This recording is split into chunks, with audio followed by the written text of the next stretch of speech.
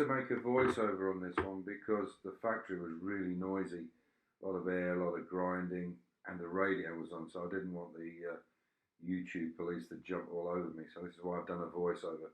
Hopefully it's not too low, the sound. Okay, so these are the bumpers.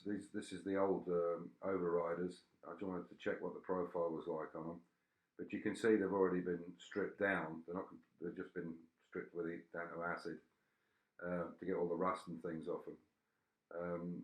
So they're actually now going to start to get the profiles right, beating them out, get all the dents out. There's another second-hand one. You can see they fit really well. And there's a rubber piece goes between the main bumper and the overrider, so it'll be even nicer once they're bolted up.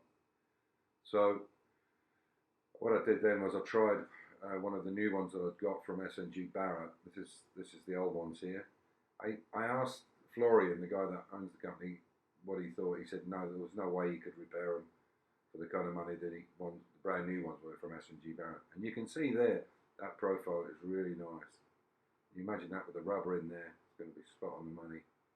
Extremely heavy, these bumpers, extremely heavy. And you can see there, that's the wrong one, but it fits.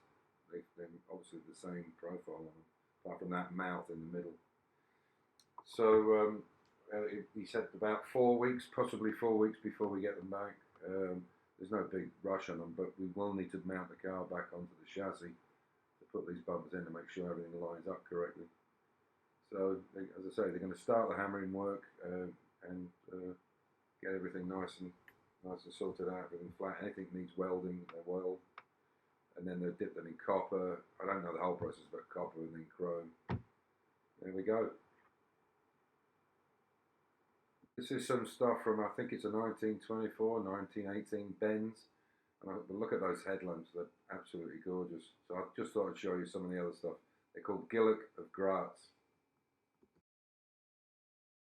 I've cut this piece out, you can see where it's rotten here. So I'll just take this piece out. And I've made a patch for it, but the patch is actually bigger. So the stuff underneath, it's not too important now. You can see how bad the corrosion is there.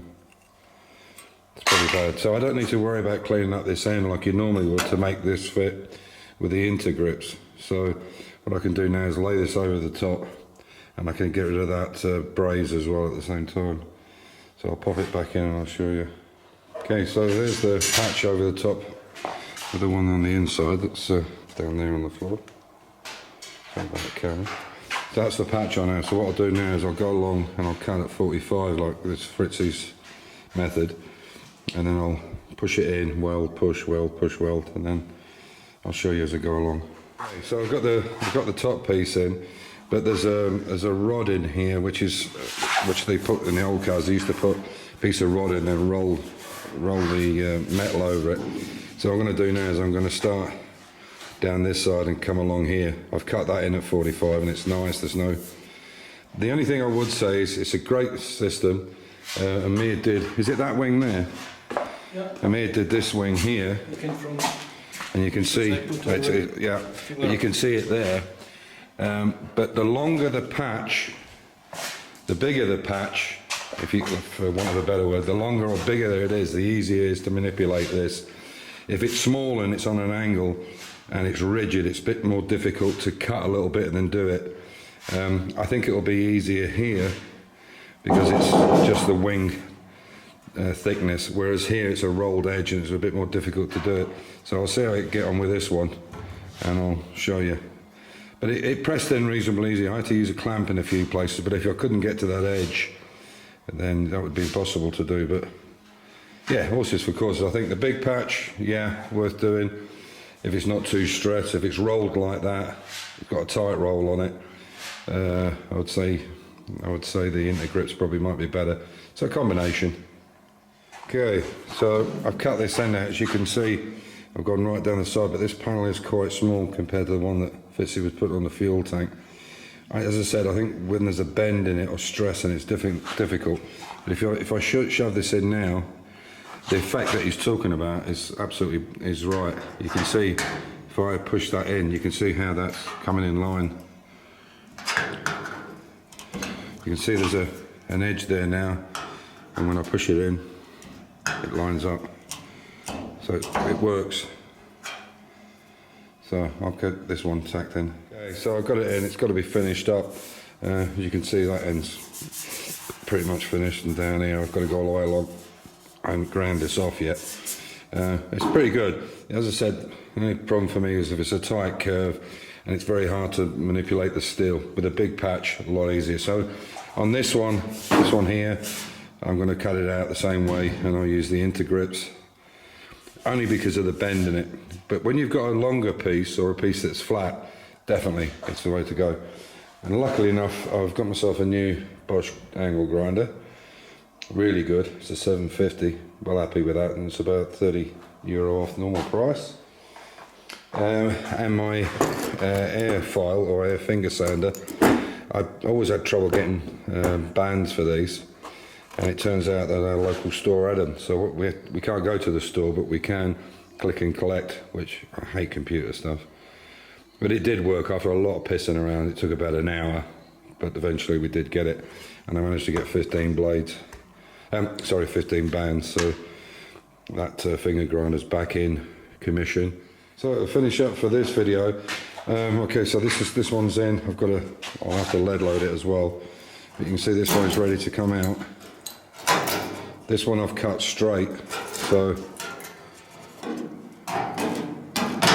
what I'll do is I'll reform something like that, but you can see how bad the corrosion is in the back of that. So that's all the, there's it all. I can see more of it.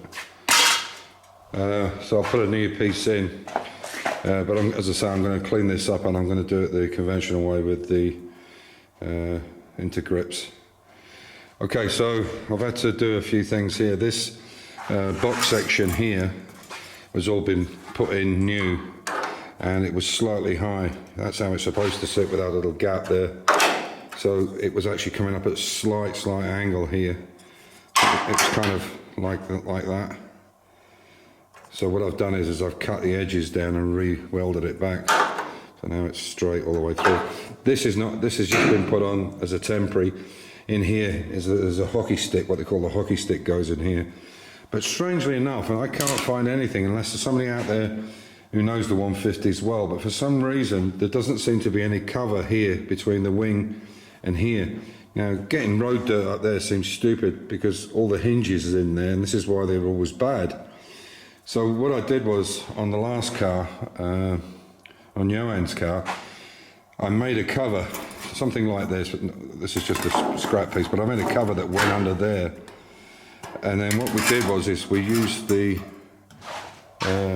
bead roller, and I bead rolled an edge, and so it sat under here, it clipped underneath, and then it sat down flat, and then it had self-tappers, so it actually covered this and stopped any dirt going in.